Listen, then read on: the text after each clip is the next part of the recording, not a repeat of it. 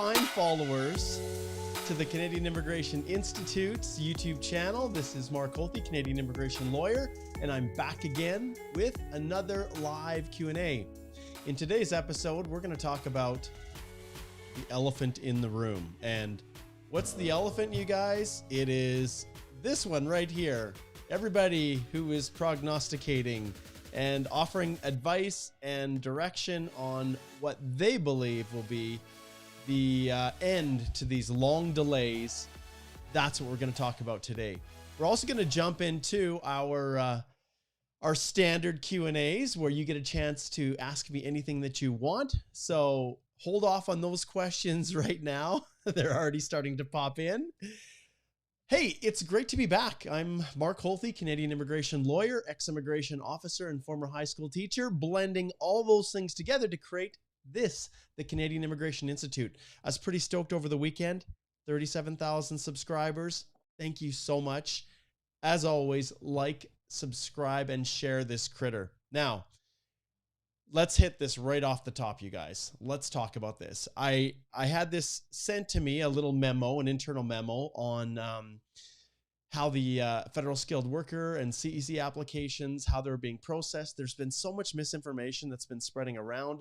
I've heard a lot of things from people who've said that, oh, they're going to be canceling FSW. My goodness. Well, I have not heard or seen anything that would suggest all of you who've been in the queue waiting endless amounts of time that all of a sudden the government's just going to cancel your application.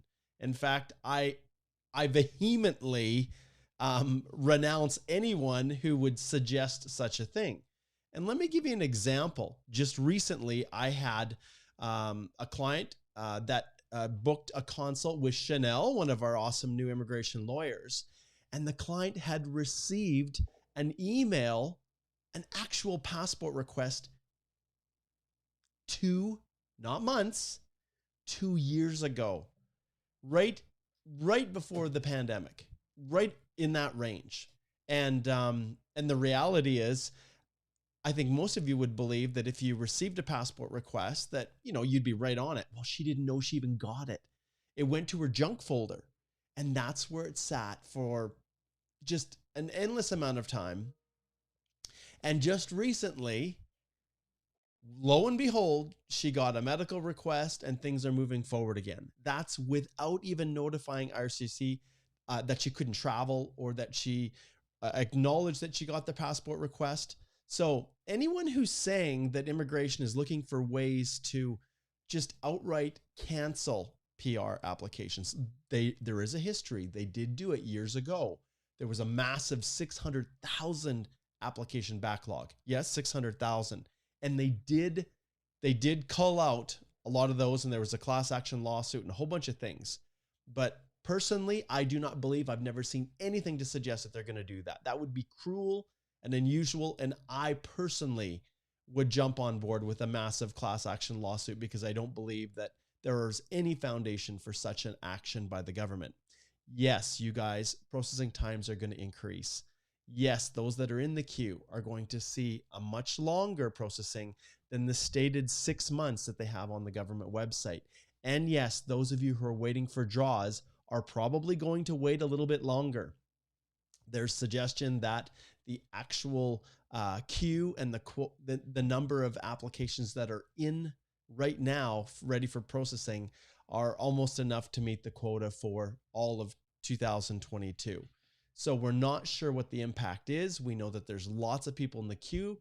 And remember, while those people have been in the queue, they were all earmarked for 2020, 2021.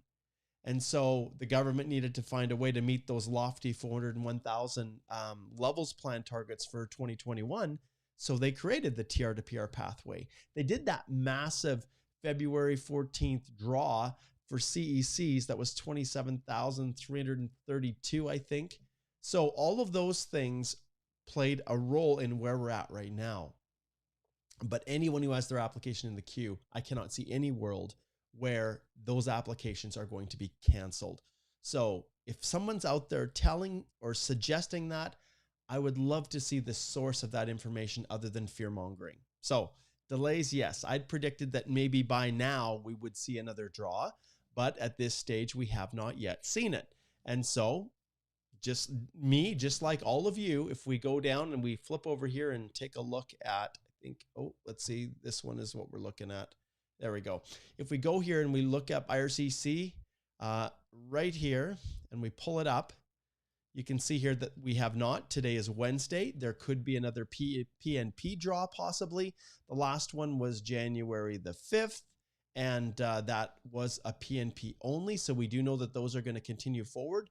Whether there's going to be another CEC or not, we're not sure. So you guys have to just hang tight and trust me. The moment I hear anything, you know, I will let you know. So FSW will take up to 3 years, Fate. It is possible. It is possible that an FSW could take that long. But you guys will remember a discussion that I had just, well, it was a video that I did on the YouTube channel when they did a fiscal update. And I'm just going to slide over to the channel. And those of you who are watching on Facebook, head over to YouTube and take a look at it. I really don't like Facebook anymore. They never show what I'm trying to share with all of you fine folks. Whereas here in YouTube, I actually have the ability to do that. So if we go in here, I'm just going to just scroll down to my videos, and I'm going to flip my screen over here so you guys can see. So there was, let's see if I can find it. I did a fiscal update. I think it was the green one here. Yeah. And in this video, I specifically talk about the money that's being allocated to processing. There's over $80 million being allocated directly to processing above and beyond what's currently in the budget for the immigration programs. And over $1 or $2 billion to deal with the Afghan crisis. So theoretically, if they're allocating that money to the Afghan crisis, then it should hold true that they're going to have more resources to deal with the processing of the current applications. So I haven't even got into spousal reunification and all those kinds of things, which stay tuned because I'm absolutely going to cover that. I came across another memo that talks about spousal processing and something that was in the Liberals' last campaign platform. That is the equivalent of a super visa for spouses. So there's some discussion about that. I'm going to do it. Watch carefully for your feed. Make sure that you subscribe to the channel, and you will see when you join and subscribe, you'll get notifications when I'm going to go live. So if I go back here to my homepage, you'll see this is our live right here. And I've got an upcoming live streams. They're also posted right here. So we will get all of those up. And when they do, you get notified. So make sure that you check that out. So there's my thoughts on this program. When will the next draws happen? Well, I'm not sure right now. I'll be honest. I'm not sure exactly when those draws will happen. I think there's a good chance we're going to see another PNP draw today because that's the agreements that they've had with the province. But I'm just waiting on confirmation for the source of this magical memo, and that was shared with me. And if I flip over here, it's this one right here. And I don't know what the source is. I don't know where it came from. I'm trying to isolate it because the person who shared it with me, this is all that I got, which is, kind of tricky because there isn't a lot more in here than we can see right now. Now, let me just go in here and see. So this is that. Yeah, basically it's just talking about the inventory and what the expectations are. There's a bunch of other information, but because I don't know the source of it, I'm not going to start talking about it until I actually know where it came from. So stay tuned for that. I'll have a special video on that. And on that front right here, I want to give a special shout out. I'm going to turn this up a little bit here. Right here to Mr. Harris Heller, who is the founder of Streambeats right here, because the bane of my existence is YouTube and Facebook cutting my revenue from these videos and blocking or taking down my live streams because the music is somehow copyrighted, even when I've paid for a billion use license. So Mr. Harris Heller here, the founder of Streambeats, has released all of these tracks. There's almost 1,600 of these tracks that he's released, all for our use freely without fear of being blocked or getting some copyright notification. This one I can do better. like I said, is just one of over 1,600 tracks, and Mr. Harris Heller isn't paying me anything to do this. I just have to give him a big shout out. So it's streambeats.com. Go check it out, and there are a ton of tracks just like this one. So we're going to have lots of fun because I got access to a lot of new tracks, and so that will spice up our lives a little bit. Okay, so thank you, Harris. All right, let's move on now, and let's dive in.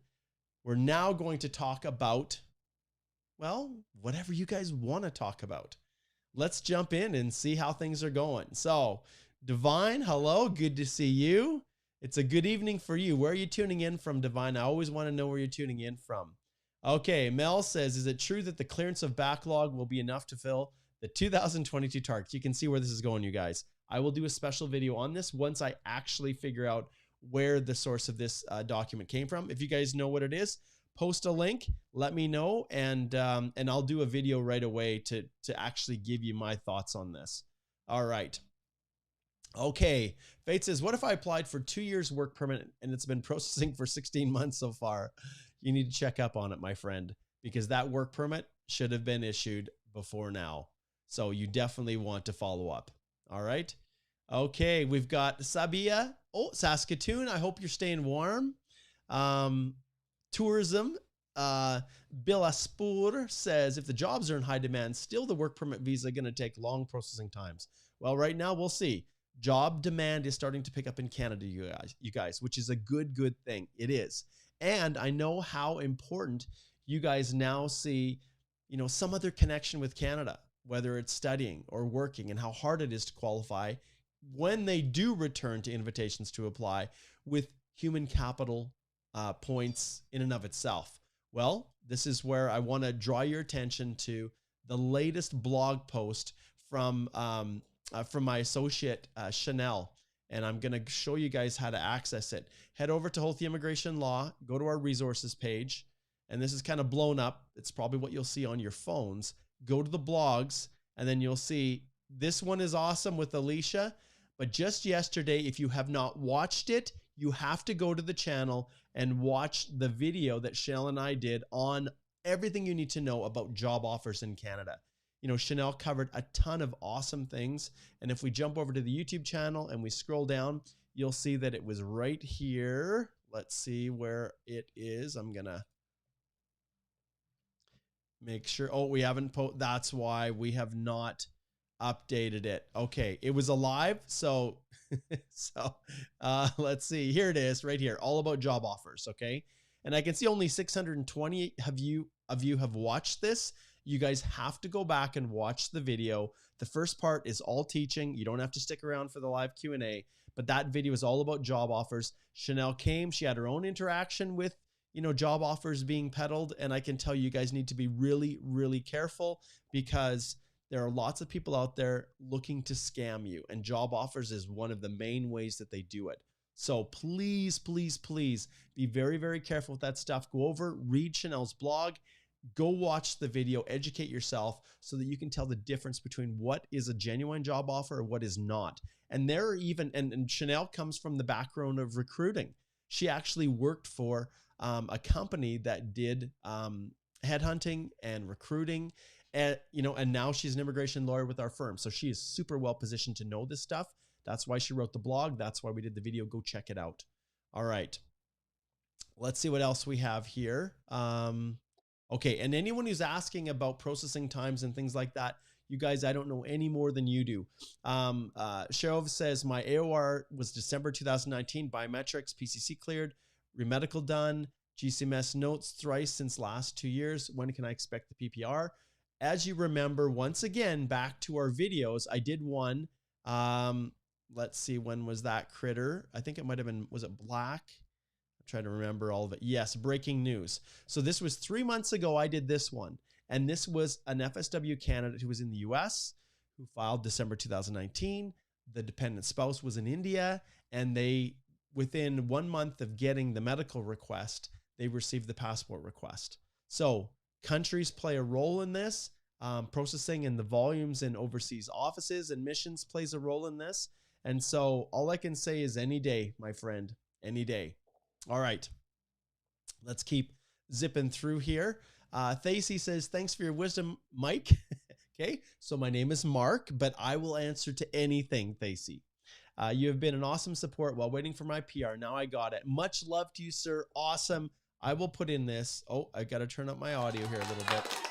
It's a delayed clap, but thank you. I really appreciate that support, Thacy. Okay, Eric is in Taiwan, recently received an ITA for International Experience Canada Working Holiday. I need to upload my resume. Can the format and content of the resume be uploaded cause IC visa rejection? No, I've never ever seen that at all. And it's interesting because in the video that I did with Chanel right here that you guys have to check out, all about job offers right here, you guys, in that video, Chanel actually talks about the way Canadian resumes should be created and how they differ from, say, the UK and Australia, where she came from. So you guys, another reason to go back and check out that video. All right, let's keep zipping down. Let's see. Nicholas says, if I do a one-year study program, can my husband apply for his open work permit based on the fact that he is a spouse of an international student? Yes. The short answer is yes, Nicola. Now, ultimately, you need to really document your file well. You know, in many cases, I actually reach out and when I'm working with my clients and we try to get, you know, a potential letter from a company that says, yeah, we'll hire Nicola's husband when he comes to Canada. That's just a little pro tip I give you. You know, if you can go online and say, hey, my husband's going to get an open work permit when we come. Do you have a job that might be available for him? I'm going to be going to school. And sometimes, just sometimes, a company will say, yeah, if you're here and I'm looking for people and you're on an open work permit, good to go. So take that into consideration. Oh, and now I can see that my audio, you guys, was really low. So I apologize for that. This is the dilemma with being the videographer, the source of content, the creator, the video editor, and everything else. So basically things get missed. All right, so that whole intro was a little bit low, but now we've ratcheted it up so that you guys can probably hear me, and I'll raise my mic up a little bit. That's probably a little bit better, isn't it? Okay, we're back on track. That's awesome. Okay, let's see. Tejas Feet, hey, hello, happy New Year to you over there in Chandigarh. Good to connect with you. Okay. Bryce says, how has COVID impacted our immigration numbers? Well, I'll be honest, when it comes to actual numbers, the government did a pretty phenomenal job last year of hitting the actual levels planning targets. So from that standpoint, what's been impacted is the overseas people, the economics and the spousals. And I will watch for another video on the whole topic of spousals as well. That's a big topic right now, is this family reunification. It's one thing for you to be trapped with your family outside of Canada, waiting for your PR. It's another thing to be a Canadian citizen or permanent resident who is separated from their spouse and family and children because of these lengthy processing times. Now, there's online filing, there's paper filing, and I have my thoughts on both of those. And that's exactly what I cover in the course that I'm launching on Monday. This is the very first one. As many of you probably know, I managed to join the ranks of the COVID world, and myself and my wife, I think it was probably Omicron. We contracted that about 2 weeks ago. Unfortunately, our symptoms weren't super serious, but it was enough to really set me back quite a bit. And so we were supposed to launch this 2 weeks ago, but you guys now have the benefit, because Monday, January the 24th through the 28th, we have our masterclass where I jump on live with you. So there's time now. We've reopened the cart, and fortunately, there's some awesome people that subscribed for the I think it was the 12th, that were very kind and understanding. And so get in there now if you want to join us on Monday. Every evening at 5 p.m. Mountain Time is when we do the lives, and in our private Facebook group. And every question that you want about Spousal sponsorship will be answered, in addition to all of the course materials that you guys have come to know and trust, that cover everything from intro to the whole process, things to watch out for, to filling out the forms, to completing the documents, and just submitting your application generally. So you want to get over there and check that out. Okay, so good question. Numbers, COVID, that's pretty much it.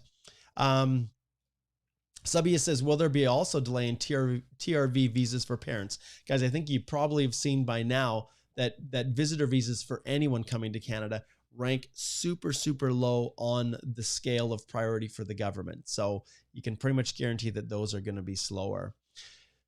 Okay, and once again, Fayaz, that internal memo, we will cover that. We will talk about that in a separate one dedicated strictly to it once I have a chance to confirm and verify the source and get better context, because it isn't a full, I have a little bit more than what I showed you there, but it's still, I want to have a chance to look at it in more detail to actually give my thoughts on it.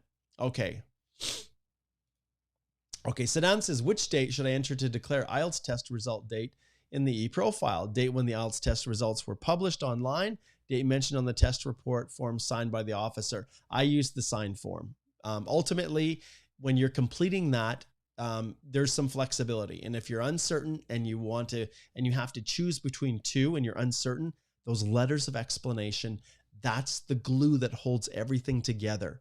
And I always advise people in my Express Entry course how to properly describe and word those letters of explanation so that an officer gets it, so that there's no confusion, even though there's probably two right ways of doing it. Those letters of explanation are everything. So yes, so that's what I teach in the Express Entry course. Okay. Okay, Isma says, I've been waiting an interview for 2 years outside of Canada, especially Uganda as sponsored refugee. What is the problem of interview taking place in Uganda? Thanks. It's always this pandemic that the government says. I feel so bad for you, Isma. I wish that they would just prioritize these things. But yes, refugees as well, and the internal memos confirm that it just even within the Afghan crisis, they're projecting 2 years out before they actually bring in all of the Afghan refugees that they said that they were going to do. And so that is, that is tough. Kyle says, are we guaranteed to win in mandamus? My friend, there is no guarantee ever. It depends on the circumstances. Oh, and Thesura, there we go. I can't help but give him a big shout out. So good to see you. I am fully recovered from the Rona now, my friend. Yes, I am. And I'm good to go and back here. And you guys are going to see just a ton of new content that I'm going to be releasing. And it's interesting with this song here, the intro. Wow, I got that blaring, don't I, you guys? That's loud. This song is entitled I Can Do Better. And I chose it for a reason. Because on this channel, I've just crossed over 37,000 people, but my goal by the end of the year is to hit 100. And the only way that I'm going to do that is to do better. So stay tuned, because things are going to be scaling up for the Canadian Immigration Institute. All right.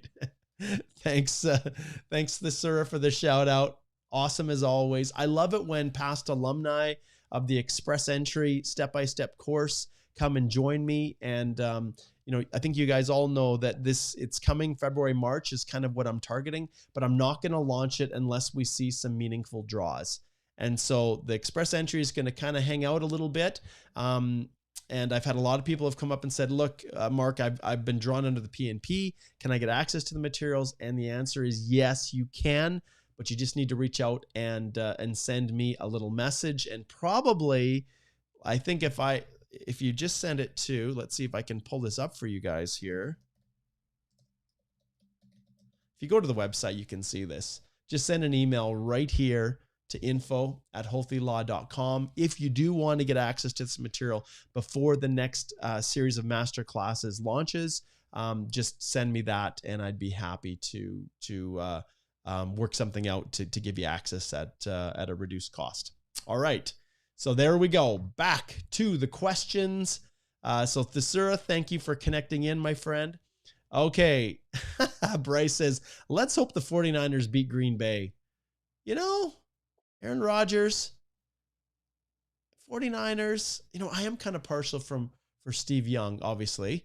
As a member of the Church of Jesus Christ of Latter-day Saints, I've always loved the 49ers because of Steve Young, who is a member of our church. But it's tough. Aaron Rodgers, he's taken quite a beating, and I really like that guy too. It's a toss-up. Bryce, I don't know if I can actually vote for, root for one over another. They're both playing some pretty good ball. NFL is what we're talking about, you guys. NFL, National Football League. Okay, Arsh says, I applied in the TR to PR stream, but still didn't get any response from IRCC. Not even AOR, any updates. Guys, there are a ton of people that submitted on May 6th, the very, very first day, that still don't have an AOR. So Arsh, you're not on an island all into yourself. There are lots of people that are in that same world with you. Hang in there. That's all we can say. You submitted, you got that confirmation that the application was submitted. You don't have your AOR, but hang in there. And I also want to point out, and I keep going back to our resources because I want you guys to go to our YouTube channels, and let's just pull it up here. And I want you to understand that, yes, on our page here, if I go back, you will see there is a phenomenal blog post. Oh, wrong one. Let's go back to our blog. So go to resources, blog. Still have a little bit of a cough. And how long can I stay in Canada after my work permit expires? That title covers one narrow aspect of the whole process.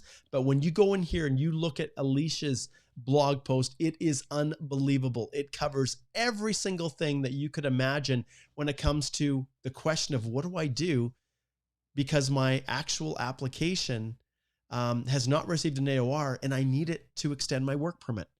Or I'm on a postgrad waiting for an ITA and it's not coming. And you can see this here. I could scroll and scroll and scroll. Alicia poured her heart and soul into this one. She's going to join me next week, but head over there and check this one out because the resources that we're starting to produce are coming fast and furious. And you absolutely need to watch what's happening. We always try to do a live stream associated with the blog post, but head over to Holthe Immigration Law. It's holthelaw.com. Go to the resource section, hit blog, and then just take a look at the content that's all there for you guys. And that, what I'm doing right now is not even scratching the surface of what's in those blog posts, all designed to help you guys navigate your way through this crazy world that we call Canadian immigration. Okay. So Karen says, hey, Mark, read this memo. February 2020, almost given up. Been watching you since January 2020. Need some good news, my friend. We will check it out, Karen, and I will let you know. Okay. All right. So Rohit says, hey, Mark, hope you're safe and healthy. TRV approved. Finally. Oh, my goodness. I will give you a big applause. Oh, my goodness. 18.5 months. There you go.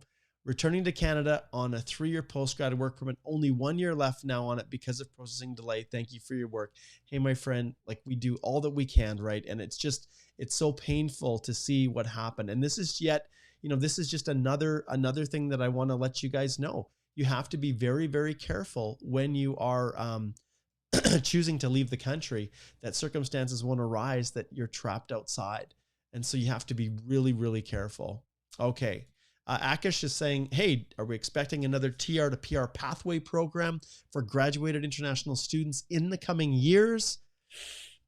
Minister Mendicino, when he was previously immigration minister, hinted that they were looking at all options and potentially a TR to PR pathway program could be created for someone that maybe was in healthcare or a refugee.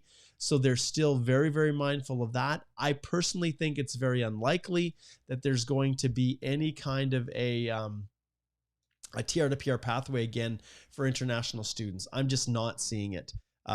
Especially what we know about the backlogs in the queues and the way in which they've managed to now catch up with their processing inventory. So we'll see. We'll just see, but I'm not holding my breath on that one. Okay.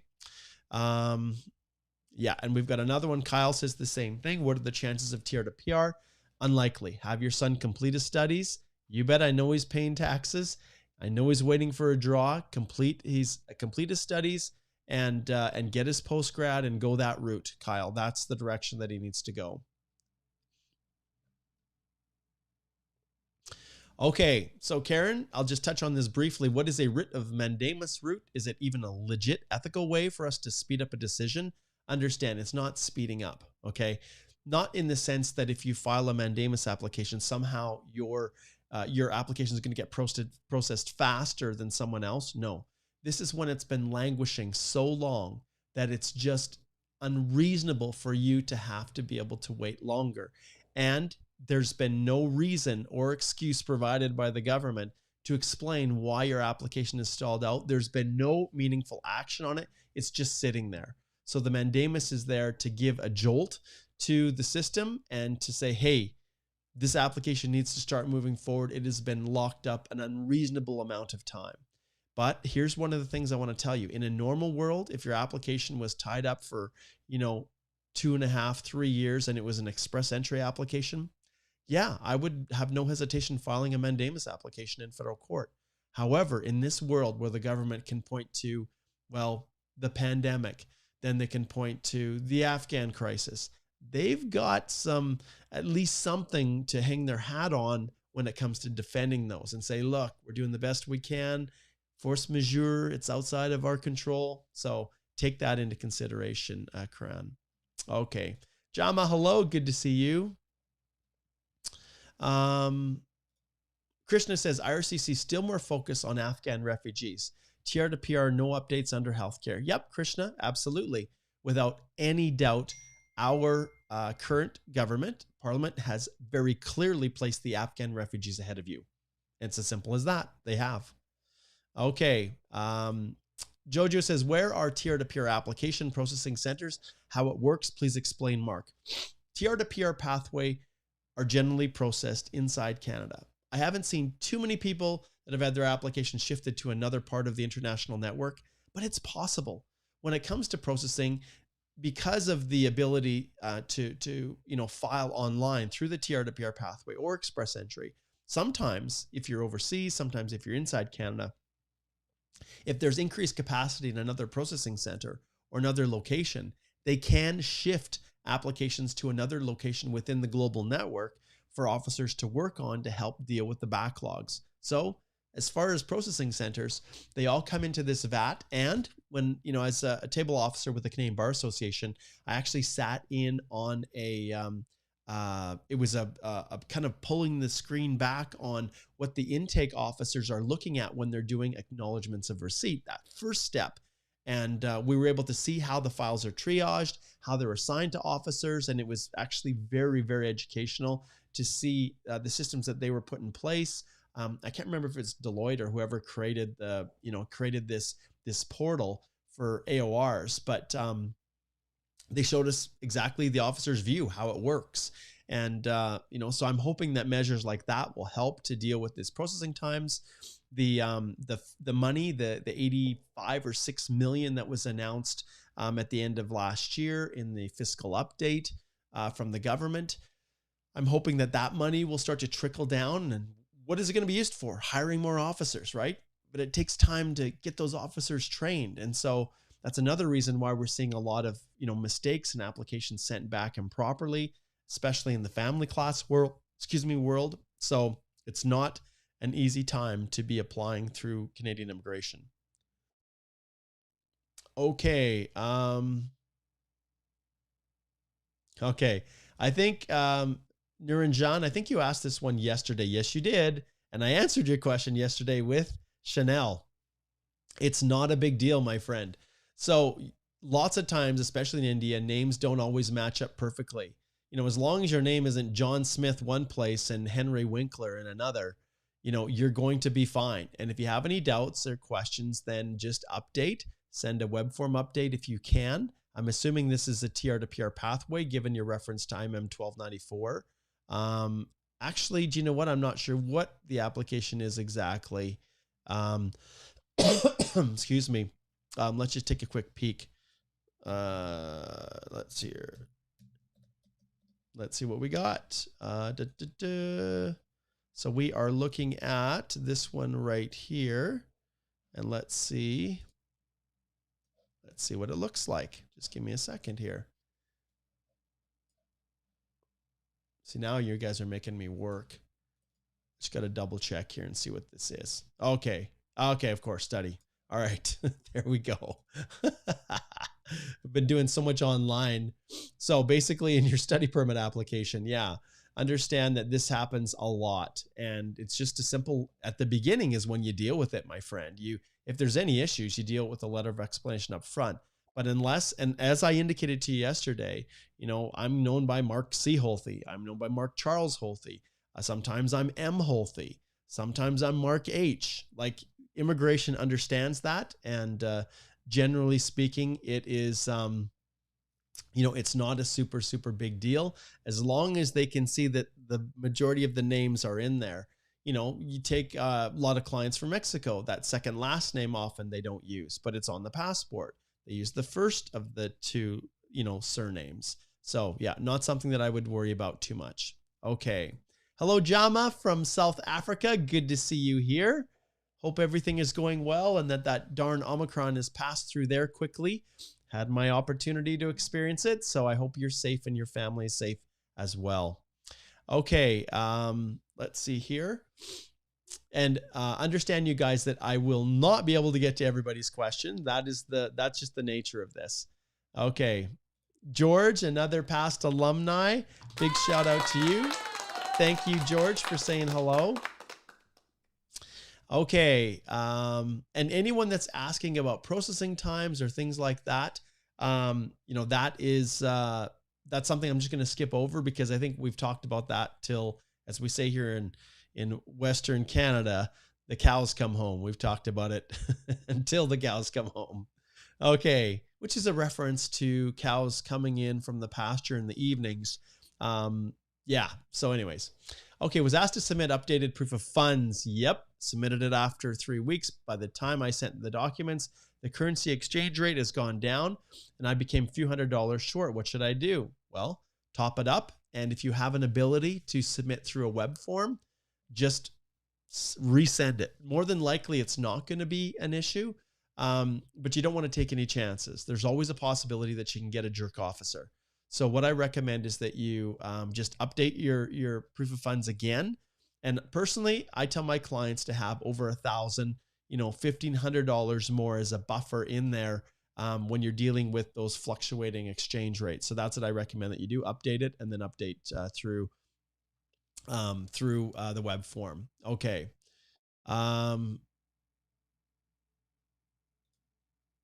Okay. This one right here, I'm going to ring the bell because I have a lot. Oh, not that one. This one. There we go. Book a consult, Yusuf. Book a consult and we can talk about strategy and what to do. Absolutely. That reminds me, I'm actually going to connect with the ANP head and just get an update on these programs. All right. Let's see who's next here. Okay, Doris got a 7.5 overall band. Completed BCom. Okay. Any options for college or university? Same thing. Ring the bell. Anything specific, you guys? Head on over to our website right here and book a consult. You know, it's interesting. You guys look at the rates, right? And so obviously Alicia, you know, her rate's $315 for the consult.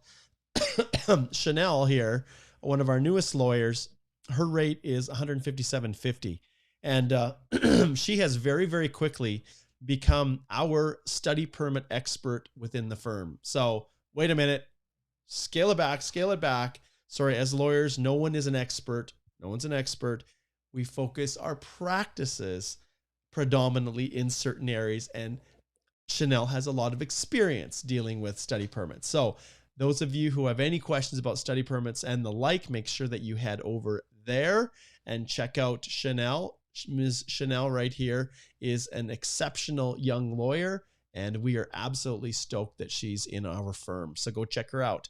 And she's just like you guys, immigrated to Canada fairly recently and went through the process of getting her Canadian law degree and called to the bar, I should say, in Canada, updating her education, just like even you guys have to.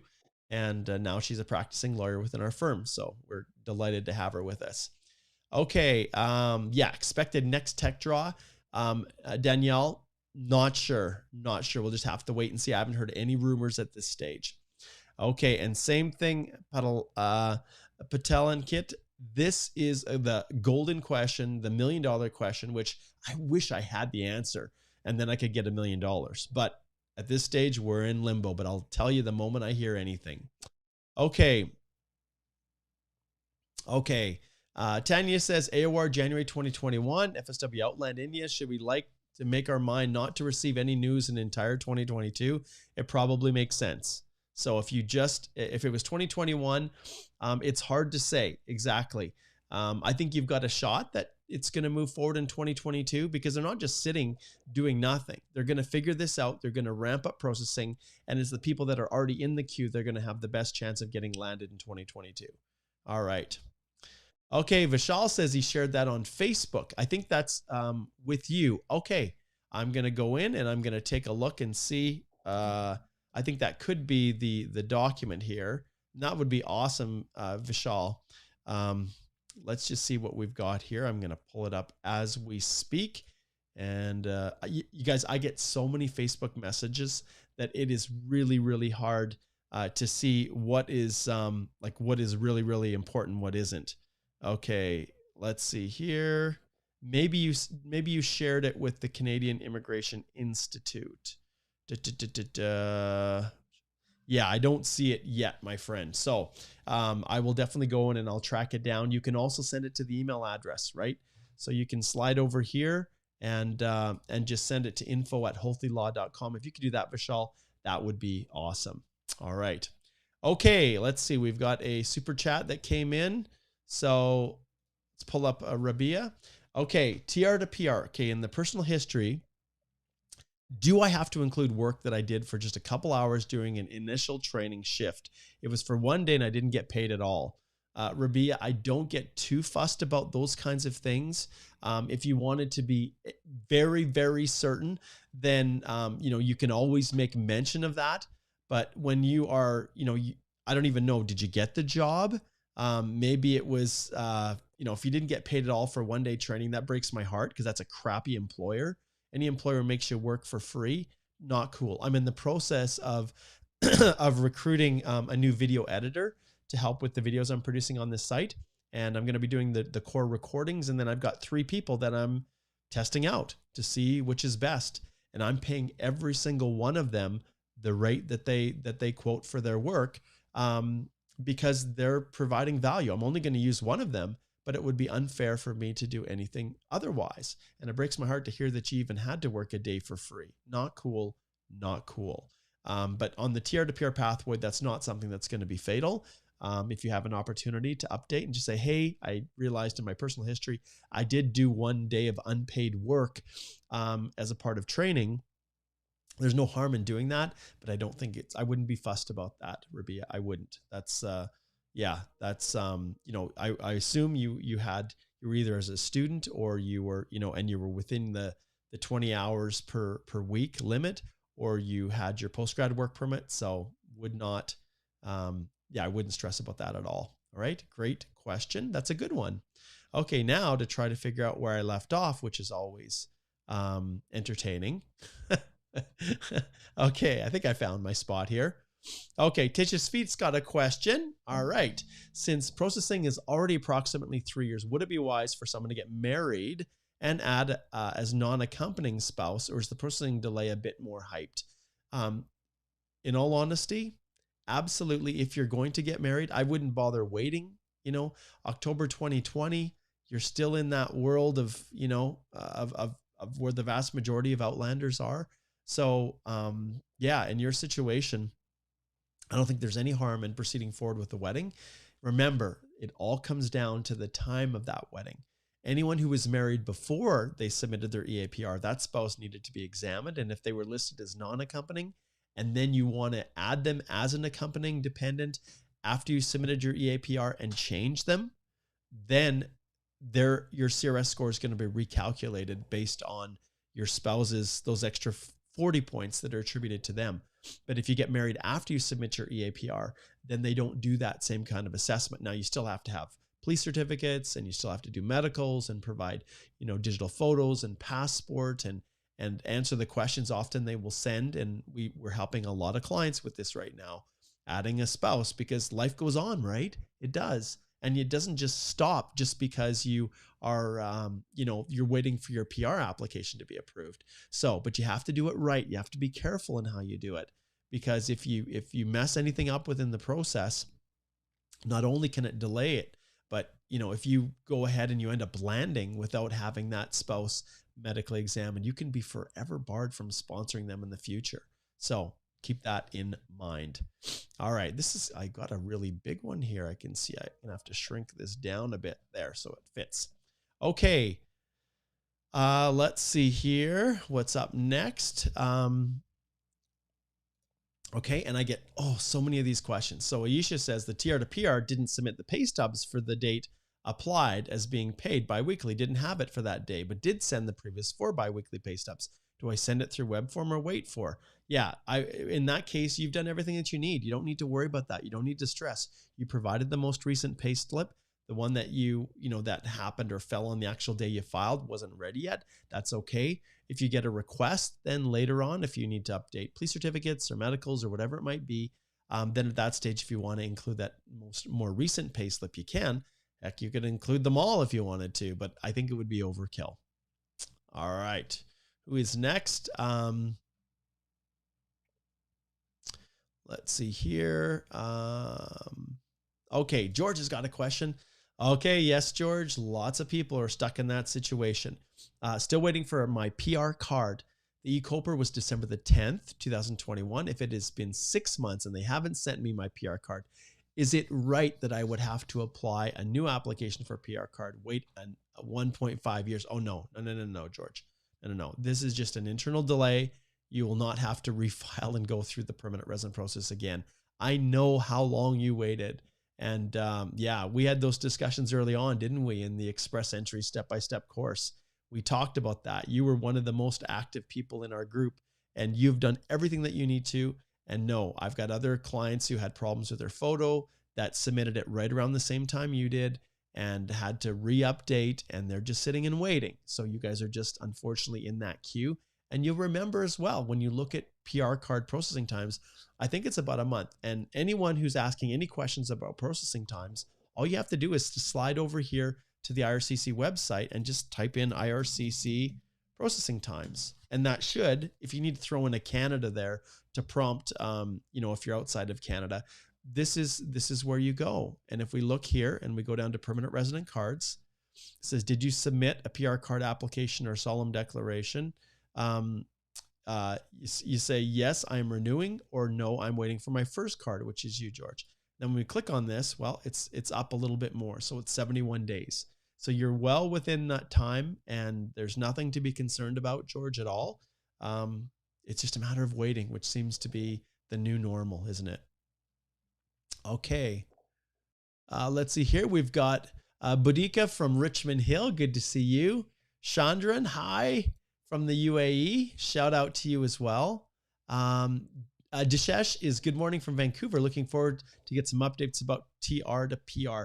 Guys, no updates other than it's going forward. And interestingly enough, there was some activity on our Canadian Bar Association listserv just earlier yesterday with individuals asking, okay, I've got some clients that we submitted on May the 6th, day 1, international grads. I still don't have an acknowledgement of receipt. That is normal. So that is not unusual at all. All right. Joyce tuning in from Nigeria. Awesome. Thank you, Joyce. It's great to have you joining us. Yeah. Charlene says, are they still doing visit visas? Good day from Antigua. They are still doing them. But as I indicated at the beginning of the video, visitor visas are a low priority for immigration. And because of that, processing times are going to go like, they're going to continue to rise. Let's slide over and take a look. Okay, so Antigua, let's see what we've got here. So once again, we select the option that we want here. And in this case, it is temporary. Actually, you guys can't see that. Let me just move this down so you can see it. There you can. So visiting, studying, and then here, a visitor visa from outside Canada. And then what comes up next? Where are you applying from? And then let's see if we can find here Antigua and Barbuda. Okay. Processing times. Well, I think they're processing because it's showing 35 days. And when was that last updated? Boom. Yesterday. All right. So they are still processing. So there you go. Look at that. See, it's not just about sharing the information, you guys. It's about showing you where you can access it yourself. So great question, Charlene. Thanks for connecting in. Okay. Okay, lots of people ask this. Should I ask for an update, guys? Do you know what? Immigration have been well, they have not been transparent with anything. And there is no harm in asking repeatedly where your application's at. If they're not taking any steps to actually advise people to put proper processing times, to at least give people an idea when they can expect, and especially when it comes to any kind of express entry application, this is the part that really frustrates me.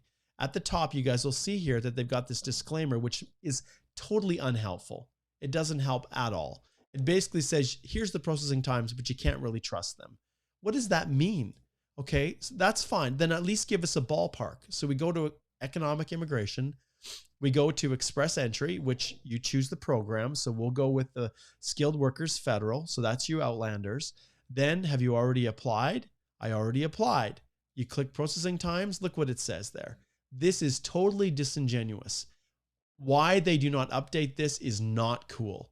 And part of the reason is because they are supposed to meet with their service level standards 6 months in their processing of express entry. That's why it's called express entry. But maybe that's why they feel like they can't change the website, but not cool. Now, tomorrow I have a meeting with Minister Fraser, the Minister of Immigration, and with my fellow table officers with the Canadian Bar Association. We're looking forward to connecting with him and getting to know him. And we've got certain discussions that we're going to have. And, lots of times those discussions are in camera, so we don't really share them, but it'll be good to get an idea where he's thinking with all of this, especially processing, what their plans are for express entry. Those are things that I'm definitely going to be asking him tomorrow. So wish me luck with that. All right. Okay, Adam and his partner received a passport request. His student visa, September 2022 intake, and his one is open work permit. Okay, can we arrive to Canada 6 months early? Use of my spousal permit? No, it has to be relatively contemporaneous with the start of school. To come 6 months early, you can't actually. Yeah, I wouldn't advise trying to do that. An officer's going to say, really, 6 months early? What are you going to do? Because you can't work off campus until you're actually enrolled in school. And so, technically, if an officer issued the study permit to you 6 months early and the open work permit to your partner, then your partner could work. So there's no restrictions on spousal work permits in that same way as working off campus on a study permit. But I think an officer would be pretty hard pressed to actually approve that study permit 6 months before you actually start. So I would be leery doing that. But Adam, if you want to book a consult, we can kind of talk about it in more detail, because it also depends on what country you're coming from. If you're coming through from a country that's visa exempt, they treat people differently at the borders when you're coming in those circumstances, if you've got a plan in place, compared to someone who's looking to get the study permit issued from a visa office. So, okay, good question. I like that, Adam. I'll give you a good applause there. That was a good one. Okay, so there you go, Hanan. You saw where I showed you the answer to that right over here. You can just pull it up on the IRCC processing time and find the processing times for PR cards, which was like 70 some days, I think it was, right? I think it's up to a little over 70 days. Okay, so Mady says, so the FSW will be resumed in early 2023? No, that is not what they're saying. Those circulars that are out there, those internal memos, anything is possible with IRCC. So anyone who's saying, nope, nothing's going to happen until 2023, there's a possibility that could be the result. But as far as I'm concerned, nothing I've read says that is exactly what they're going to do. And like I said, that's going to be a question that I'm going to bring up for Minister Fraser. Yep, same thing. Understand. So is it possible to apply for any PNP along with an EE pool? Yeah, you can submit however many applications you want. I don't know, Diga, if there's going to be another postgrad work permit extension like before. I know that in some cases the pandemic has closed and there's been lockdowns and things like that, but it's not the same world as it was in 2020. And so because of that, I think it's unlikely they're going to grant another 18-month extension for postgrads. Okay.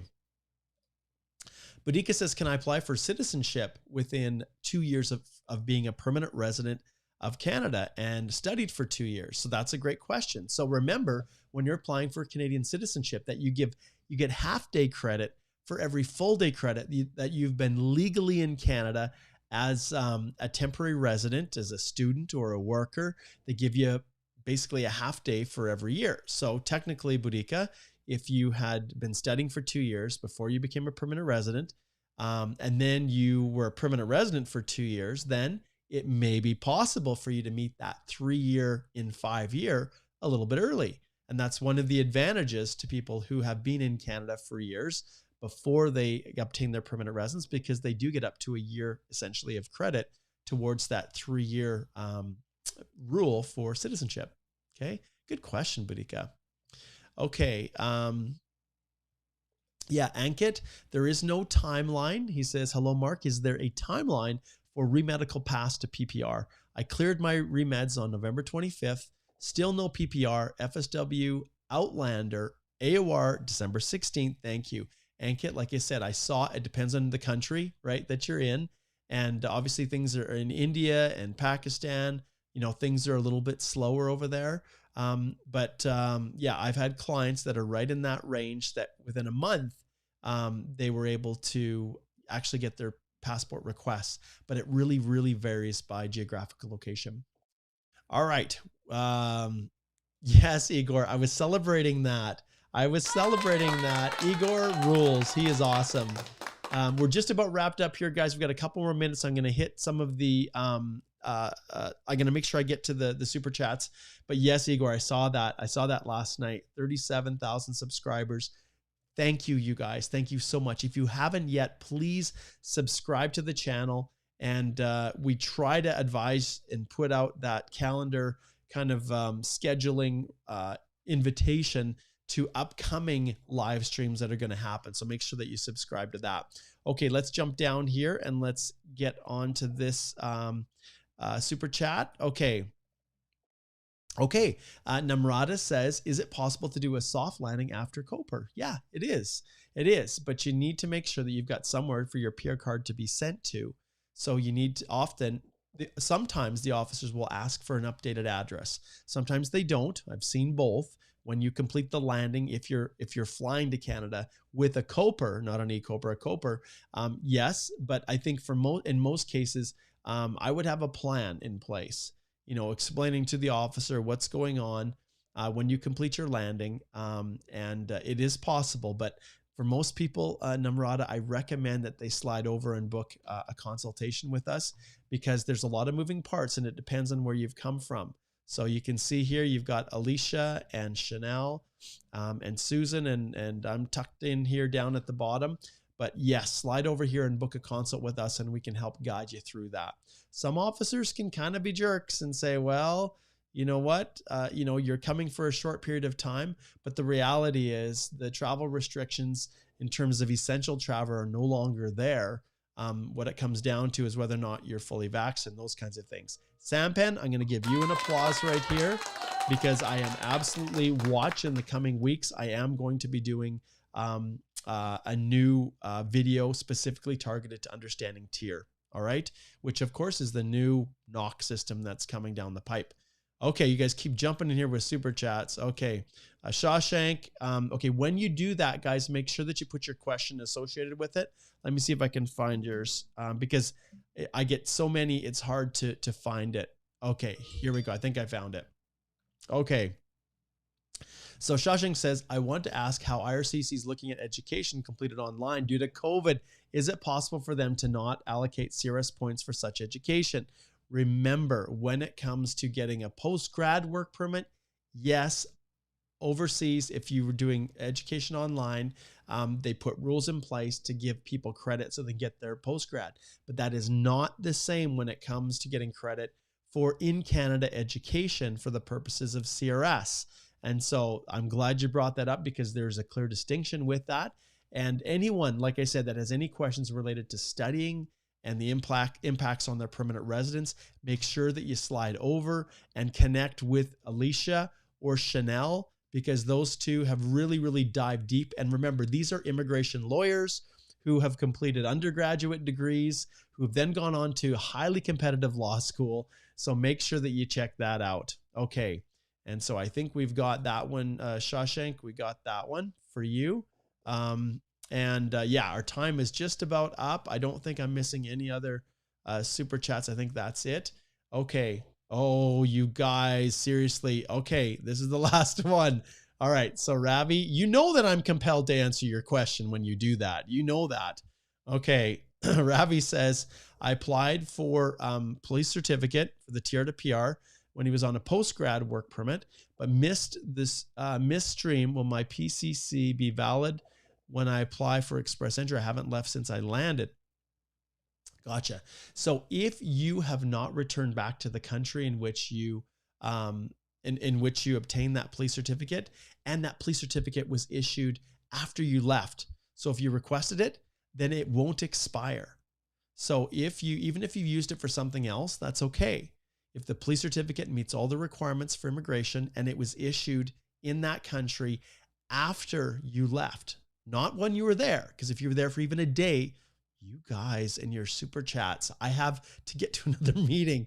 As long as it was issued after you left, you can use that police certificate, the same one, as long as you haven't given up the original, the electronic one. When you're submitting it and uploading it for TR to PR or whatever, it's still fine to use as long as you haven't gone back. And so, great question, Ravi. I'll give you a big shout out there, my friend. Well done, Ravi Patel. Okay. Okay, you guys. I have to search for your name when you do this. Okay. Tamil Radio. I love that. That's awesome. Okay. Okay, so there's a bunch. Okay, let's start with this one. I currently have an LMIA, owner-operator work permit. Can this be changed to an ICT? Will it get processed earlier? Okay, this is not an easy situation, Tamil, because, well, SA, obviously that's your handle. I don't know what your real name is. But the reality is, changing from an owner-operator, like whoever talked you into doing that, that is one of the most risky propositions when it comes to express entry, because immigration will really see you as self-employed, and it's really hard to disabuse them of that. Raj. Okay. Thank you, Raj. And so I really recommend that you book a consult, because there's a whole bunch of elements involved with an intercompany transfer. And one of them, which you probably can't meet because you're here working on an LMIA owner operator, is the being employed by an entity outside of Canada for at least 1 year, a related entity, before you transfer to Canada. And if you're already here, it's one thing to renew an ICT if you're here, but it's an entirely other thing to say, well, I'm an owner operator for this business. Does that business that you own, is it even related to a foreign entity? Is there an ownership structure? So all of those things make it really difficult to switch from an LMIA owner operator. And so, yeah, it's really tough. And I can tell you, I would have advised you differently. And if an intercompany transfer option was open and you did have a foreign entity that was acquiring the entity that you're working for now, every single time I would have pursued an intercompany transfer. So yeah. All right. Now, if you're, okay, you said you're not in Canada, but running the business from outside, well, then you need to actually physically transfer to Canada, and it might be possible. So I recommend, Raj, you book a consult. Like I said, there's a whole bunch of moving parts. If you're not in Canada currently, then it may be possible to do it. But you definitely have to clearly set out, because remember, are you paying Canadian taxes? Like, you've got that LMIA and you were making certain assertions that you would be in Canada, that you'd be working a certain number of hours in a certain location. And I'm pretty sure that the LMIA wouldn't have been issued if they knew that you were managing the company virtually. Now, the pandemic changes things for sure, makes things a little bit different, but you got a lot moving there, my friend. And I recommend that you book a consult. Alicia is kind of our go-to person when it comes to any of our corporate stuff. She's kind of the go-to person. So head on over there and book a consult with Alicia, and she can guide you through that process. And my goodness, right now, has our corporate work really just started to explode. So for a long time, things are really slow, but things are really starting to pick up now. And we are into overtime here, you guys. I don't think I'm missing any other ones. Oh, seriously. Okay, we really have to shut this down, you guys, because I have another commitment. But okay, I have to answer these. So Chaitanya says, hey, Mark, good to see you. Finally, the home process is done. PR card is in the house. Thanks to you. Big applause, Chaitanya. Just an amazing individual. Thank you so much. It was a pleasure working with you, Chaitanya. Like it was just a pleasure, doing collaborative review with you and helping you through your process. And you, you had some glitches with getting things finalized. Getting that final e-Coper and then getting your PR card. But I am super happy for you. So excited. It's just, we'll have to have you come on at the beginning of one of the next lives, my friend. That would be awesome. Okay. Let's try to hit this one here. So this is MI. That's going to be kind of tricky. Let's see if I can find, I don't know if I can find yours. Okay, let's see here. Okay, I think I found it. Okay, can I combine 2 knocks in my CEC application? 6211, 8 months, and 0621, 5 months? Yes, you can. What should I select as my primary knock in my express entry profile?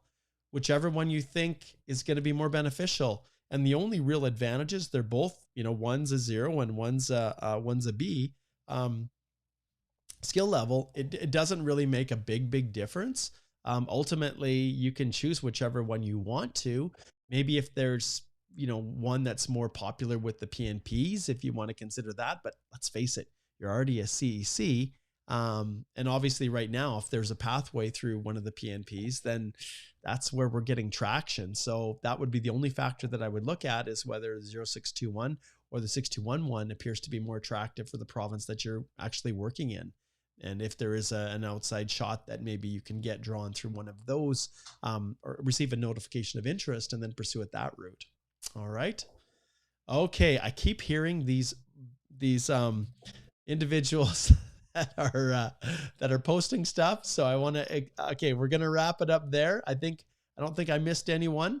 So thank you guys. We're going to turn on our awesome intro music. Yes, we are. Yes, we are. Awesome. I love that. So once again, thanks so much right here to Stream Beats. Harris Heller is copyright-free music for Twitch streamers and YouTubers. Awesome dude. So cool that he's making this available to all of us. His story is amazing. You'll have to check out his story and why he's doing all this stuff. But great guy. Thank you, Harris, for the great intro music here and the outro music entitled I Can Do Better is the track. He's got over 1,600 tracks here. You guys have to go check them out. And look at this. This is how easy it is. If you're a creator, all you have to do is go down and download the tracks. They're free to use. You can also listen to them on, Stitch and iTunes and wherever else they're out there. Really cool music. I also want to let you guys know about one last thing, a huge favor that I want to ask. So if you go to my site here and you go to the home, you will see something that looks really out of place. And it's right here. Meet my special guest live. So this is this is something that I love to do. So when I see kids that are trying to do YouTubing, or, Broyden here is 13 years old and he's got his own channel that he's created. No one's helped him. He records his own music. Broyden Scoots is what it's called. And tonight at 5 p.m., I'm going to do a little live stream with him. I'm so excited to bring him on and showcase him and give him a little boost and see if we can get his channel a bunch of subscribers, and it'll really boost his confidence. And you know how kids, what they're going through now, right? You guys know that these kids are, they've had so much taken away from them. And full disclosure, Broyden is my little nephew. He's my brother's son, but I just love that kid, and he's got a real massive heart. And, this is something just to help his self-esteem and boost him and give him a shot in the arm and just let him know that he's awesome. So join me tonight, 5 p.m. Mountain Time. It'll be a lot of fun. And then head over to his channel and subscribe. It would be this massive boost for him. And I think we need to do, as adults, more of this, for young people, and just let them know that we care and that they are of worth. All right, guys. Awesome live Q&A. I'm so excited to be back. Watch for new content, and I'll see you guys. Well, today's Wednesday. Tomorrow at noon is when I believe Alicia and I are going. Oh, no, it's 11, it looks like. Oh, I'll have to check this. I think it's 11. Let's flip it over here. You can see right here. I hope it's 11. That's what it's scheduled for. So, and what we're going to talk about, does your work permit expire soon? You can stay in Canada. So if Alicia's up for it, we actually are on tomorrow. You guys can't, oh no, wait a minute. This is scheduled for the 27th. Okay, this is scheduled for next week. Tomorrow, I will let you know when we, or if we're able to go live, but I suspect it's probably going to be around noon. So check that out, and always subscribe to the channel. And if you see these, get the notifications, set the reminder right here, and then you'll get notified when we go live. All right. Okay, guys, thanks so much for watching another awesome live Q&A. You guys are the best.